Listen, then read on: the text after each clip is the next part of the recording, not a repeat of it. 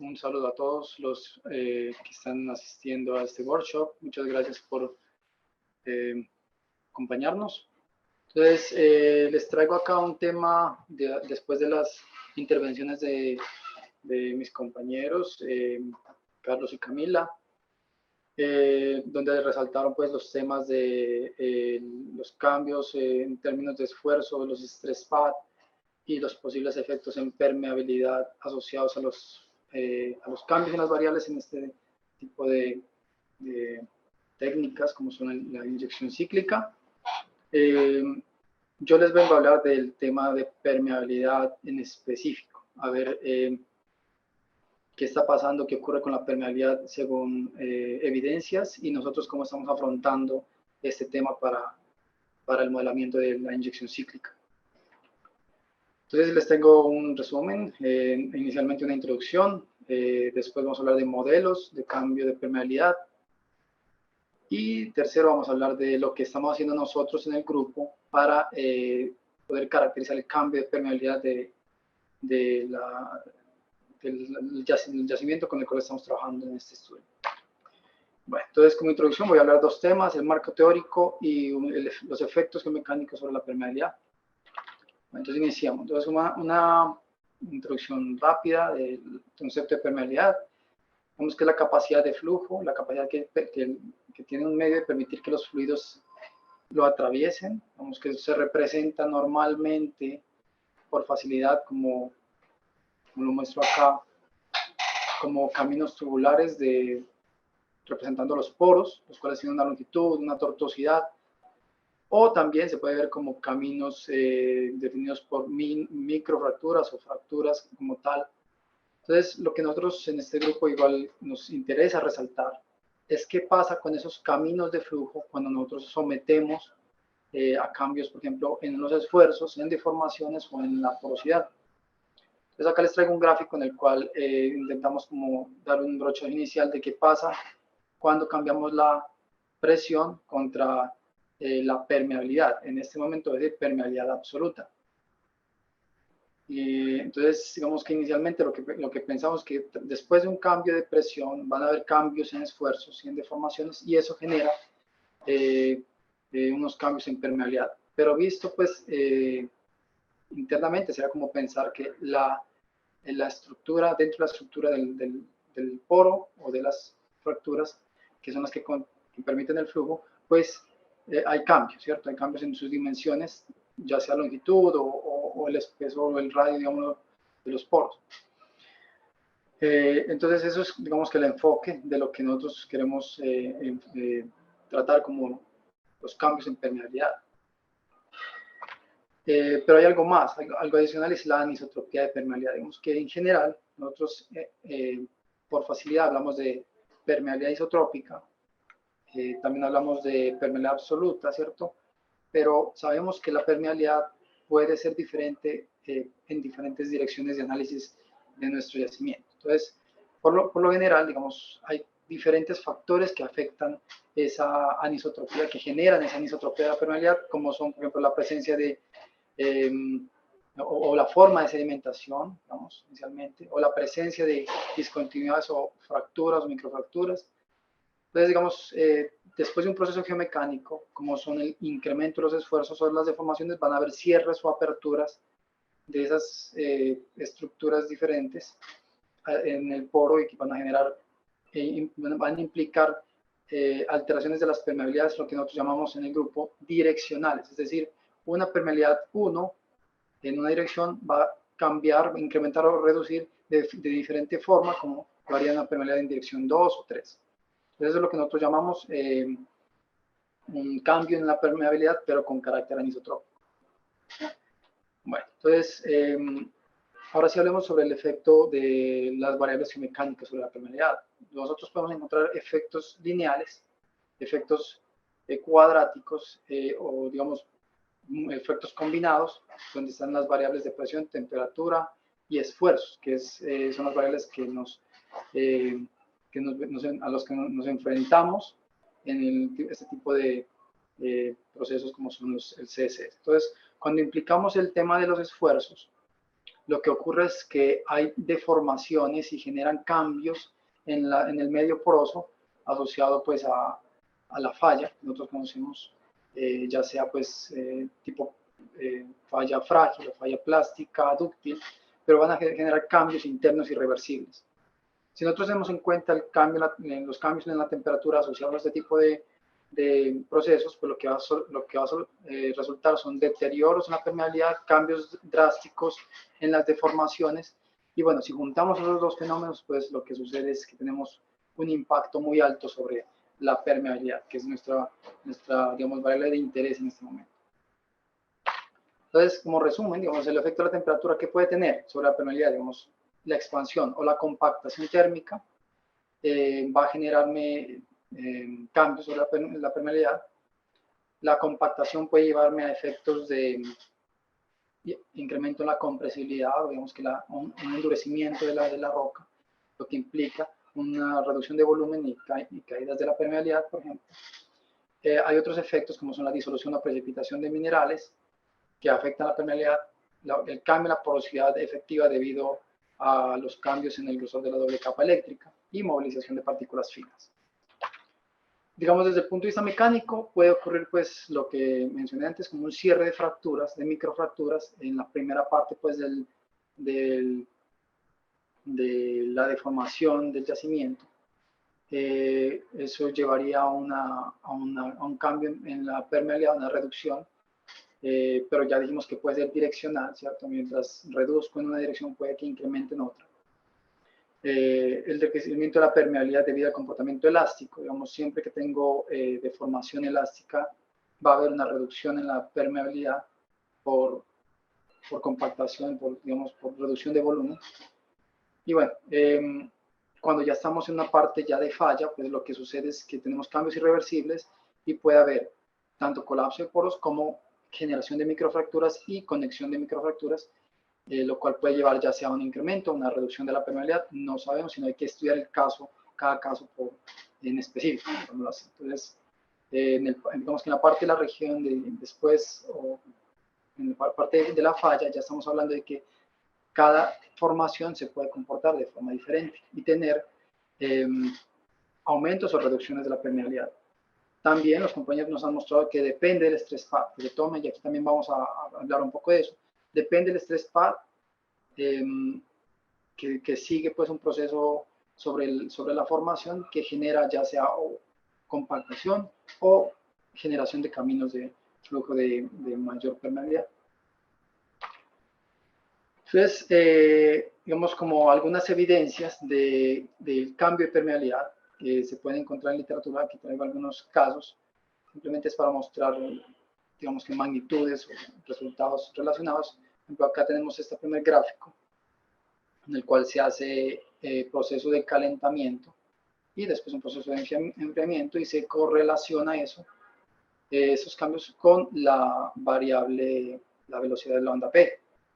Entonces se ve una relación directa entre esos cambios en la permeabilidad y la velocidad de la onda. Entonces, ¿qué podemos decir? Asociado a esos cambios, pues estos cambios de temperatura, pues tienen unos cambios en la estructura, ¿cierto? Generan unos cambios en la estructura del medio que nos va a afectar la permeabilidad. Aquí hay un ejemplo. Entonces, tenemos una permeabilidad inicial de un medio que llevándola al calentamiento, pues en este caso en específico tiene una reducción de permeabilidad, esto está en Darcis. Y después al enfriarlo, pues lo que resulta es que la permeabilidad tiene otro comportamiento. Y bueno, al final, intentando llegar a la misma temperatura inicial, pues no se alcanza la permeabilidad original. Entonces esto es un ejemplo. Ya uno tiene que entrar a ver este caso en específico, ¿por qué cae la permeabilidad? Tiene que ir a ver el caso en específico porque es muy dependiente de las condiciones de frontera del problema, ¿cierto? Digamos, la pregunta del millón en algunos casos es, ¿qué pasa con la temperatura? ¿Me aumenta el volumen o me disminuye el volumen, me aumenta la permeabilidad, me disminuye la permeabilidad? La respuesta a eso está muy ligado a qué condición de frontera tiene tu problema o tu yacimiento, ¿cierto? Si tu yacimiento permite la expansión o si no permite la expansión. Entonces, si no permite la expansión, debido a un calentamiento, el sedimento está obligado a expandirse hacia los poros y por ende tumba la permeabilidad. Bueno, entonces, otras evidencias de cambio de permeabilidad es este artículo que, digamos, es muy importante para esta presentación y les recomiendo prestar bastante atención a esta diapositiva. Es un artículo presentado por Licha Latourny y es que se muestra, se somete, digamos, unas muestras tomadas ya sea en dirección perpendicular a los planos de sedimentación o en dirección paralela a los planos de sedimentación, y esas muestras se someten a pruebas, ensayos en laboratorio a diferentes condiciones de estrés PAD. Lo que se ha dicho en esta serie de presentaciones es que el estrés PAD que tú tomes va a generar diferentes cambios en permeabilidad, y eso pues lo podemos evidenciar en este caso, y es que, por ejemplo, la mayor, digamos, en este estrés pad en dirección 4, que es característico de un estrés pad de expansión lateral con esfuerzo axial constante, este es el caso en el que se obtuvo mayor resultado, mayor incremento, digamos, en la permeabilidad, como se puede ver acá en estos gráficos. Entonces, en este gráfico estamos hablando de muestras de este tipo, digamos, obtenidas perpendicularmente a los planos, con el eje axial perpendicular a los planos, y en este caso pues eran las muestras con el eje axial en paralelo a los planos. Esas muestras sometidas al estrés PAD 4 están representadas por la línea que alcanza la mayor permeabilidad en este gráfico y la mayor permeabilidad en este segundo caso.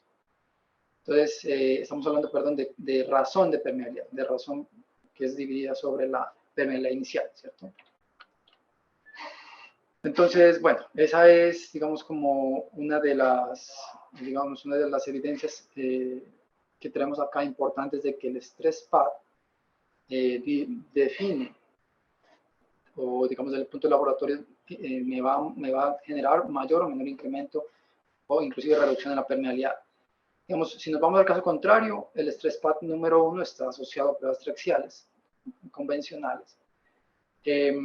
Y son los casos en los cuales la permeabilidad tiene una reducción por debajo, digamos, acá del cambio volumétrico, por acá, y después aumenta, pero el aumento no es tan grande comparado con este incremento de estos casos de acá.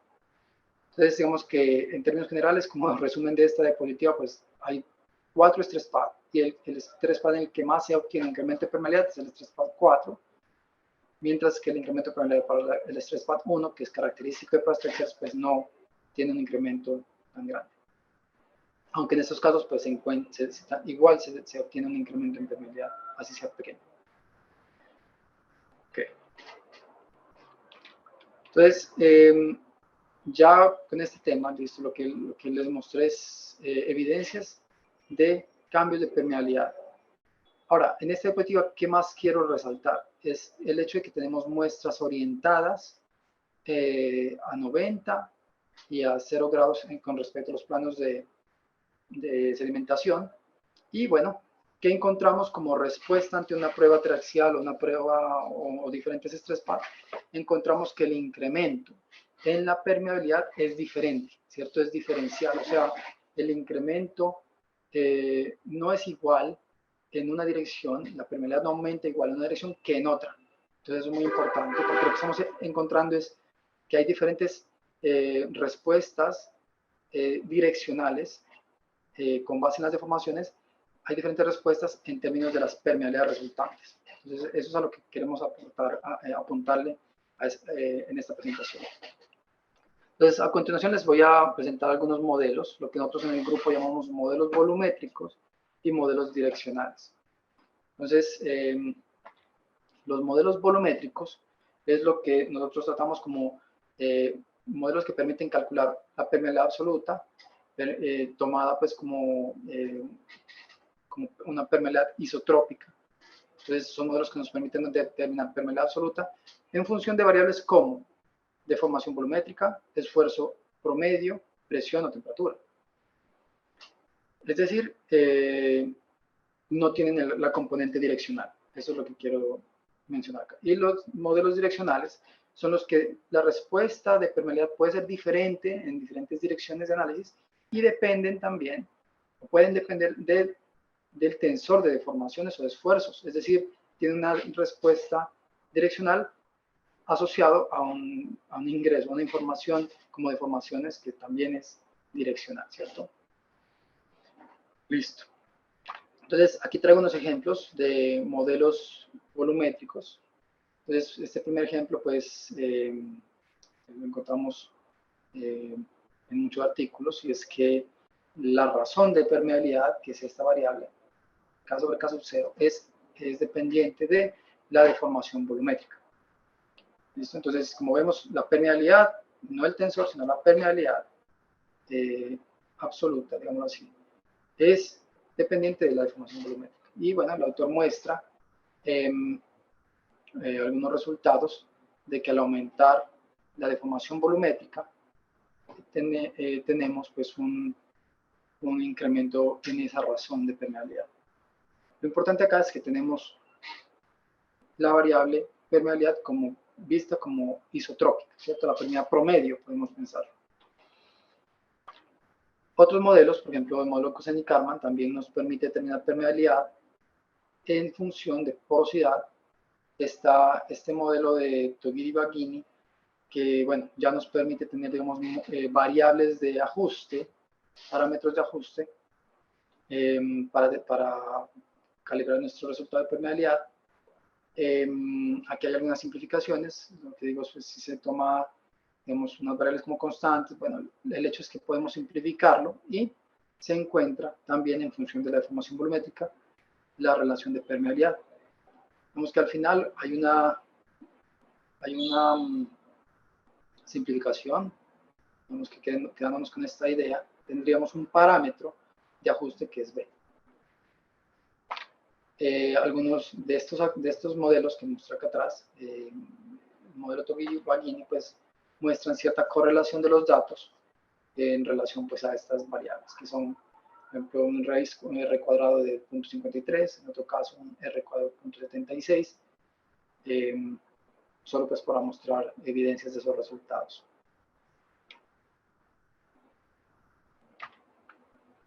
Otros modelos volumétricos, digamos, que no están relacionados con la deformación volumétrica, pero sí, por ejemplo, en este caso, con el esfuerzo promedio, son estos, el esfuerzo promedio efectivo. En este caso, pues la permeabilidad es función de la permeabilidad inicial, exponente, una constante, la posibilidad de poro y el esfuerzo promedio efectivo. Vemos que este modelo, pues, al usar el esfuerzo, pues está limitado al comportamiento elástico, ¿cierto? Elástico del material. Sabemos que el comportamiento elástico me genera que a una deformación hay un esfuerzo, ¿cierto? Eso es el comportamiento elástico. Pero ya, pues, si estamos hablando de deformación en una región plástica, pues este modelo queda corto, porque es posible que el modelo no prediga bien pues, los resultados, ¿cierto? O sea, no va a haber, es posible que tengamos diferentes comportamientos de esfuerzo que no me expliquen un cambio en permeabilidad. Inclusive en plasticidad perfecta, pues nos dirá que la permeabilidad sigue siendo constante en procesos plásticos. Entonces tenemos que quedar corto ese tipo de modelos que dependen del esfuerzo efectivo promedio. Hay unas variaciones de los modelos que intentan buscar variables como son, pues, como las dimensiones de los tubos, de los planos de los tubos, de los poros, digamos así, a través de estas variables, pero siguen siendo pues dependientes del esfuerzo efectivo promedio. Bueno, finalmente pues hay este modelo que muestra acá, vamos, puede tener las simplificaciones, lo muestra Ragavan y Chin. Simplemente pues se simplifica una constante B, o simplificado linealmente pues se puede obtener esta expresión a partir de esta ecuación. Entonces hay ajustes pues que nos muestran que hay una relación entre las permeabilidades, digamos, esto es para el modelo que tenemos acá abajo y este es para este acá. Entonces, digamos, bien, tenemos unos modelos que nos muestran relaciones de permeabilidad, pero es un rango elástico donde las formaciones pues tienen que comportarse en un rango elástico para que este modelo pueda ser utilizado, ¿cierto? Pero sabemos pues que en este tipo de procesos pues no va a suceder.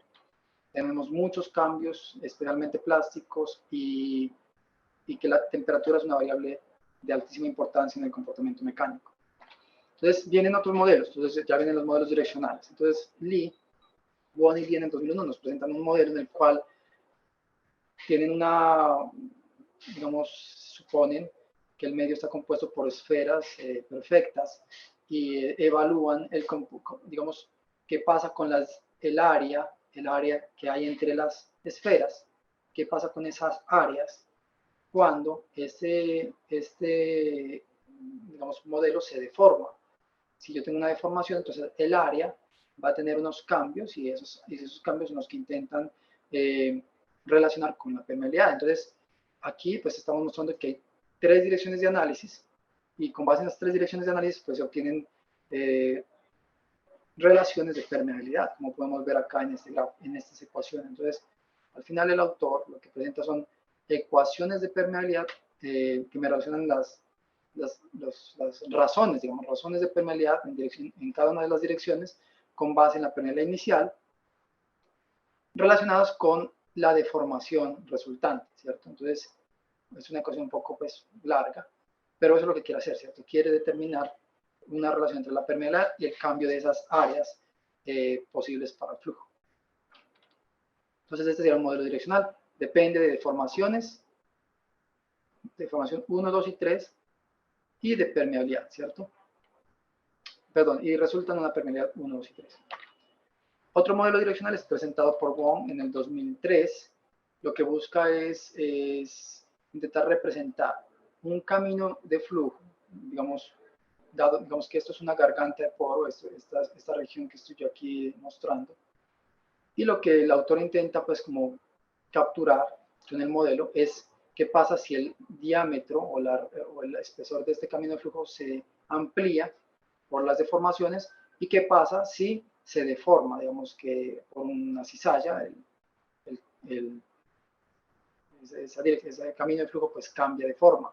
Entonces el autor pues menciona que se puede expresar la permeabilidad, el tensor o las permeabilidades en función de esos cambios en deformaciones, de deformaciones y unas constantes que se deben determinar experimentalmente. Algunos ajustes que presenta Wong este es el ajuste, pues, digamos, en permeabilidad vertical y es el ajuste en permeabilidad horizontal.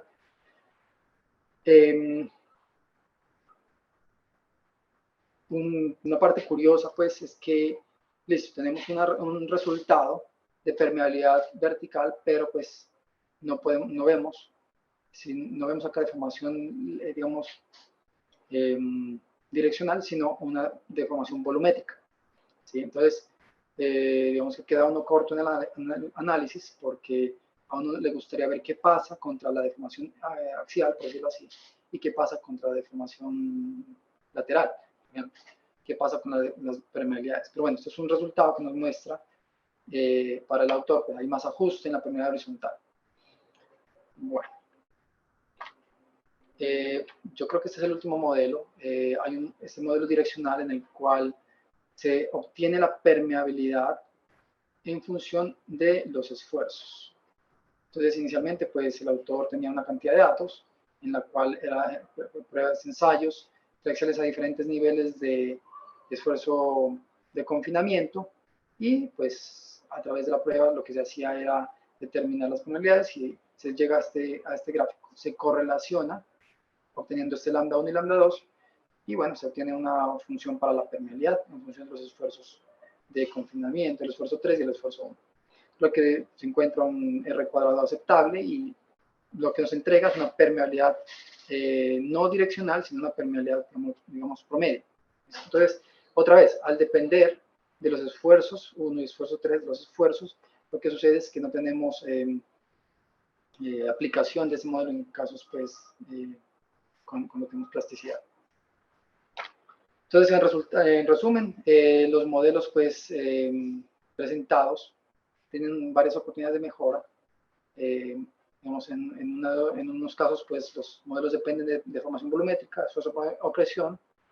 no dependen, no responden direccionalmente diferente en algunos casos, pues. El cambio de permeabilidad por movimiento de finos y efectos termoeléctricos como la floculación son cosas que se pueden mejorar en esos modelos. Y bueno, ahí nos queda pues la duda de cómo integrar la temperatura en estos modelos, especialmente el modelo direccional. Bueno, entonces ya pues como grupo nosotros con toda esta información hemos trabajado en el planteamiento de un modelo y en la evaluación de estos parámetros para ese modelo, ¿cierto? Entonces inicialmente, ¿por qué una permeabilidad direccional? Después de haber visto todo esto, pues este es un ejemplo de qué pasa con las deformaciones en la cara del pozo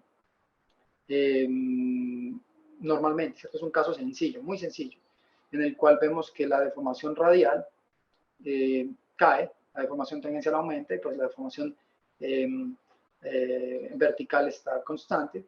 ¿Qué pasa acá? Si nos damos cuenta, nosotros al encontrar la deformación volumétrica en este caso, pues nos daría cero, ¿cierto? Una deformación o aproximadamente cero. Lo que sucede es que los modelos que dependen de la deformación volumétrica, pues nos predicen eso, nos predirían pues poca respuesta en deformación, perdón, en permeabilidad. Y bueno, y aquí viene pues la razón por la cual nosotros pensamos que necesitamos modelos direccionales, ¿cierto? Especialmente en la cara del pozo, donde tendríamos muchas deformaciones tanto en inyección, producción, como debido pues a la parte de la temperatura. Entonces, ¿cómo nosotros vemos pues la parte de la permeabilidad? Digamos que inicialmente supongamos que hay un medio que tiene una forma inicial y tiene una permeabilidad, digamos, en esta dirección. Solo hablemos de la permeabilidad en esta dirección. Y bueno, sufre una contracción que es de formación igual en todas partes, que sería algo volumétrico. Entonces la permeabilidad va a tener una respuesta, ¿cierto? Pues podría ser una reducción en permeabilidad. ¿Qué pasa si tiene una expansión? Pues tendríamos otra respuesta. Debido a la expansión esperábamos un incremento en permeabilidad.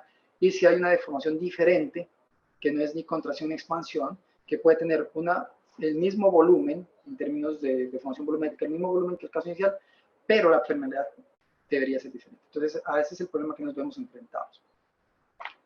Entonces, llevado esto al caso pues, de pruebas de laboratorio, que es donde nosotros podemos obtener las propiedades y hacer este tipo de evaluaciones, pues lo que nosotros debemos pensar es que hay una permeabilidad en la dirección axial de las muestras que se prueban en el laboratorio y hay una permeabilidad en la dirección radial, cosa que no la vamos a medir, no se puede medir, pero sabemos que hay que hacer la diferencia. Entonces, finalmente, pues pensamos después de esta revisión que se debe relacionar en función de las deformaciones y el cambio en temperatura. Ambas permeabilidades o ambas razones de permeabilidad. Entonces esto es, digamos, como el planteamiento inicial.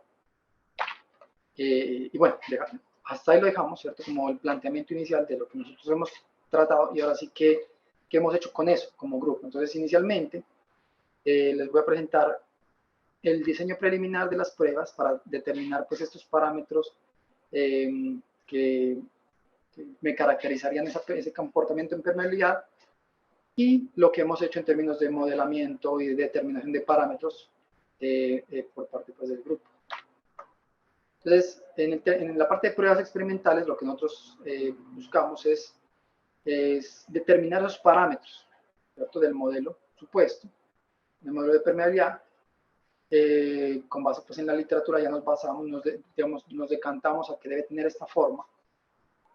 Debe depender de la deformación axial, deformación y del incremento de temperatura. Entonces, la idea es probar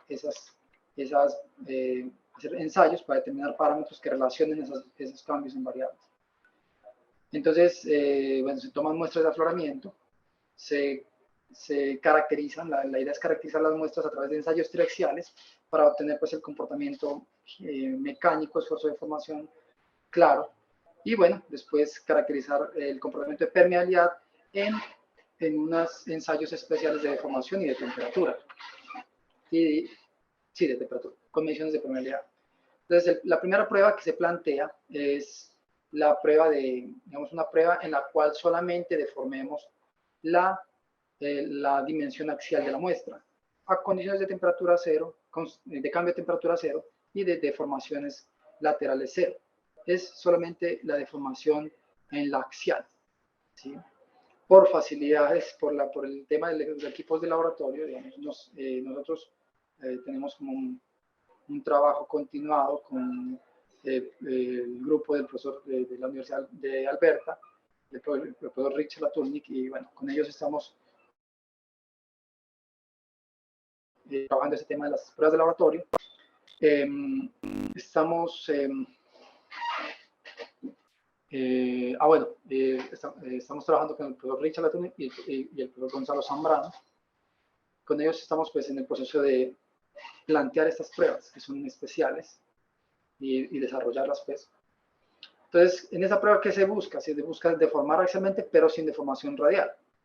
Eso en temas de los equipos de laboratorio pues no es tan fácil, pero lo que se plantea es deformar axialmente, el medio se va a deformar lateralmente cierta cantidad y lo que buscamos es recuperar esa deformación lateral, de tal forma que lleguemos a un estado en el cual la muestra obtenga su dimensión en horizontal original, pero siga deformada, se deforma axialmente. Entonces, esto es un ejemplo de lo que estamos buscando, es una expansión axial con recuperación de la deformación lateral para llegar a ese estado de deformación igual cero y poder correlacionar un parámetro de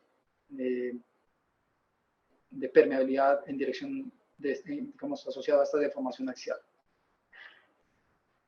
En la segunda prueba que se plantea es justo lo contrario, es definir deformaciones radiales, definir unas deformaciones radiales, ya sea de expansión o de contracción, pero buscando la condición de deformación cero en la axial y pues temperatura constante. Entonces la idea de esas pruebas es también separar el efecto de la deformación axial y de la temperatura y solo quedarnos con el posible efecto de deformar lateralmente la muestra que conlleva en términos de permeabilidad. Es lo que queremos capturar. Entonces lo que se hace es, con base en un punto inicial, en un estado de esfuerzos iniciales, una liberación radial y una expansión radial. Acá pues suponemos que se toca la envolvente de capa de material y tendríamos comportamiento plástico. Pero bueno, la idea es poder hacer mediciones de diferentes niveles de deformación radial con estas dos variables constantes. Finalmente, una tercera prueba en la cual solamente queremos solamente queremos cambios en temperatura, pero con deformación radial y axial cero, ¿cierto? Entonces la idea es determinar el efecto térmico únicamente. Y bueno, asociado a esto, pues el mismo problema. No podemos generar cambios térmicos sin deformaciones, pero lo que hacemos es generar el cambio térmico y después recuperar las deformaciones generadas. O sea, llegar otra vez hasta esta condición. Por eso, pues la prueba, vemos como el estrés patch de la prueba se ve así. Aquí sería un punto donde se calienta. Y esta gradita, digamos, este triángulo es en sí el proceso de recuperación de deformaciones para llevar a un siguiente salto en temperatura. Entonces, eso es como la propuesta que tenemos hasta ahora para, digamos, esa medición de permeabilidad. Ya lo que continúa es lo que hemos hecho para acotar los rangos de los parámetros y evaluar cómo se comportan, digamos, las respuestas de permeabilidades en diferentes, en unos ensayos pues, simulados triaxiales. Entonces, digamos, solamente para explicar lo que hemos hecho en la parte de definición o digamos, la intención de acotar los parámetros es primero inicialmente proponer una función de permeabilidad, digamos, KR y KZ para este tipo pues, de ensayos. En este caso pueden notar que la función, estoy aquí escribiendo lambda 1R de formación radial, lambda 2 de formación Z, y pues acá estaría la correspondiente función para la permeabilidad en Z. Entonces, digamos que se supone una función de permeabilidad y junto con unos datos, digamos, en este caso hemos usado los datos del artículo del profesor Rick, en donde nos entregan la información para las permeabilidades horizontales y verticales. Con esta información lo que hemos hecho es generar una gran cantidad de combinaciones aleatorias de lambda 1, lambda 2 deformaciones, y con esa cantidad de combinaciones lo que hicimos fue determinar las respuestas en permeabilidades que entregaría el modelo, este modelo, por supuesto. Entonces vamos a tener muchas respuestas en permeabilidad, algunas que alguien diría, bueno, muy locas, otras que no tienen sentido, y otras que caben dentro de un rango, que es el rango, digamos, que nosotros consideramos como un rango posible. Este rango posible está determinado por las respuestas obtenidas experimentalmente en ese artículo. Y bueno, esta metodología nos permite filtrar los casos que sí, para los cuales el modelo sí está respondiendo bien, digámoslo así. Y así pues obtenemos una distribución de esos parámetros, lambda 1 y lambda 2, que nos representen lo que ocurre en este artículo, por ejemplo. Entonces, como podemos ver, obtuvimos una nube de posibilidades para esos lambda que van pues desde, podemos decir, un valor de 50 a un valor de 200, por decirlo así. Entonces es un ensayo inicial y con base en ese ensayo pues ya podemos tomar un valor, ¿cierto? Porque inicialmente no sabemos, sin hacer pruebas experimentales, no sabemos en qué rangos están esos parámetros. Bueno, entonces ese es el ejercicio. Lo que nos entregó el ejercicio es que los parámetros lambda 1 y lambda 2 tienen aproximadamente una relación 1 a 1. Requerimos más información o más pruebas de laboratorio para, digamos, acotar un poco más esos parámetros. Se requieren análisis estadísticos para encontrar en qué parte de esta distribución de puntos pues se agrupan o se concentran más los puntos más probables. Y bueno, sabemos pues que esta respuesta pues es característica de la formación en específico que se utilizó para este artículo. Bueno, eso es respecto a la definición de los parámetros lambda 1 y lambda 2. Y bueno, finalmente quiero pues como mostrarles lo que hemos hecho en términos de modelamiento constitutivo, aplicando pues estos parámetros que hemos obtenido a partir de esta metodología. Todavía pues no hemos llegado a la parte de obtención de parámetros con base en los resultados de laboratorios, tendríamos por venir, pero lo que hicimos fue simular ensayos triaxiales que contienen para un material tipo Drucker-Prager con una envolvente capa, es decir, lo que estamos viendo acá, ¿cierto? Digamos, este es el plano de raíz de J2 contra I1, y lo que hicimos fue, tenemos una envolvente del material que contiene Drucker-Prager con capa, y supusimos, pues, ensayos triaxiales, y vamos a ver los resultados, digamos, especialmente en términos de permeabilidad. Entonces, aquí vemos, pues, un ensayo inicial, como podemos ver, toca la envolvente capa, pero se limita hasta la extensión de la envolvente Drucker-Prager. Si podríamos extender esto hasta acá, vemos que ese es el techo hasta donde van a llegar esas pruebas. Y bueno, este ejercicio pues simplemente es para ver cómo afectan las deformaciones. No les voy a mostrar acá el tema de los cambios con temperatura, solamente vamos a ver el tema de las deformaciones. Entonces, para cada ensayo triaxial, pues tendremos diferentes respuestas en deformaciones debido a que tocan antes o después la componente de la envolvente capa y tocan antes o después la envolvente Drucker-Prager, ¿cierto? Bueno, para modelar la permeabilidad acá utilizamos uno de los parámetros que se obtuvieron de esta relación de lambdas, del rango, pues, hasta donde tenemos limitado para esos parámetros.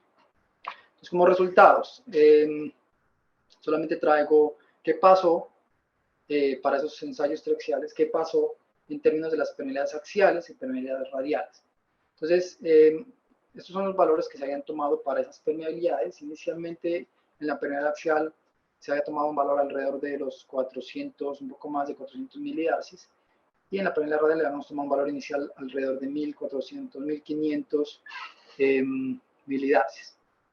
Entonces, ¿qué se debe notar acá? Que, por ejemplo, para esos ensayos lo que se encuentra es que el modelo predice una caída de permeabilidad constante en la dirección de la permeabilidad axial para los tres casos, donde el caso que tiene mayor confinamiento, que es el caso de la línea amarilla, pues nos presenta una caída de permeabilidad, la mayor caída de permeabilidad.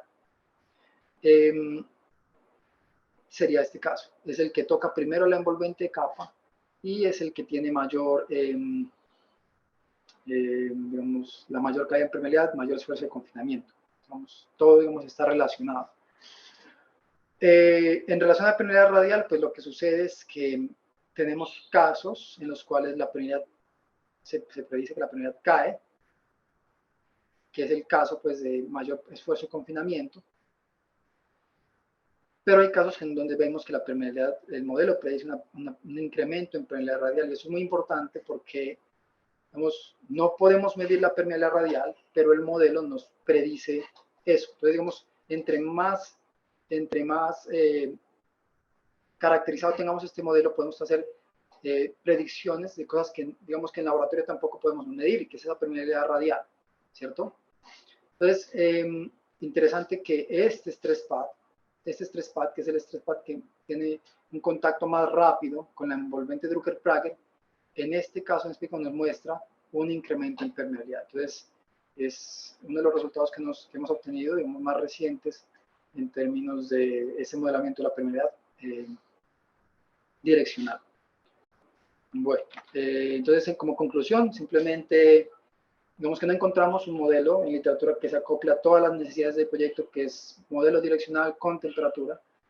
Encontramos que dependiendo de la trayectoria de esfuerzo se pueden tener incrementos en permeabilidad cuando hablamos de dilatancia. Y en términos de las permeabilidades direccionales, pues vimos cambios diferentes en permeabilidad en una dirección y en otra, en donde una mostraba caída de permeabilidad, mientras que en otra aumento de permeabilidad, lo cual es muy importante. Esto no se tiene en cuenta en los modelos volumétricos, por decirlo así. Se propone un trabajo experimental para determinar pues, esos parámetros de permeabilidad. Se hace un modelo pues, de ensayo aleatorio para obtener un rango de posibles valores de los parámetros y se aplica esos parámetros a un modelo de permeabilidad en ensayos traccionales simulados, que nos muestra esa respuesta en permeabilidad direccional. Entonces eso es bibliografía. Muchas gracias. El comportamiento geomecánico es similar para Rubiales y Cusiana. Bueno, yo pienso pues que nosotros tenemos que, digamos, en términos del comportamiento geomecánico, para decir si son iguales o no, tenemos que tener muy claro el límite, ¿cierto? Este comportamiento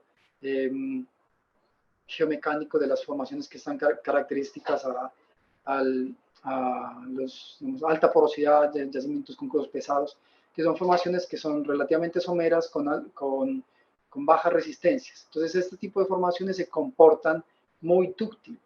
Digamos que tienden a compactarse y la falla que uno espera en este tipo de formaciones no es frágil, no es tan frágil, digamos, hay formaciones que son muy resistentes y la falla de ese tipo de formaciones es más frágil, digamos que no tienen tanta dilatancia, sino que pueden, digamos, resisten hasta un punto y fallan fuertemente. Entonces, la respuesta en permeabilidad es diferente a este tipo de formaciones, pero pues podríamos pensar que el modelo de permeabilidad que estamos planteando acá podría aplicarse en términos de que es un modelo direccional. El siguiente dice, por favor, ¿cuál es la profundidad de ese núcleo y qué edad? El núcleo que nosotros, digamos, los núcleos que estamos usando realmente son de afloramientos de la formación mugrosa, pero estamos hablando de un yacimiento terciario, la formación mugrosa del grupo Chuspas del Valle Medio del Magdalena. Muchas gracias a todos pues, por su permanencia y sus preguntas y continuamos pues, con la siguiente presentación. Gracias, Carlos.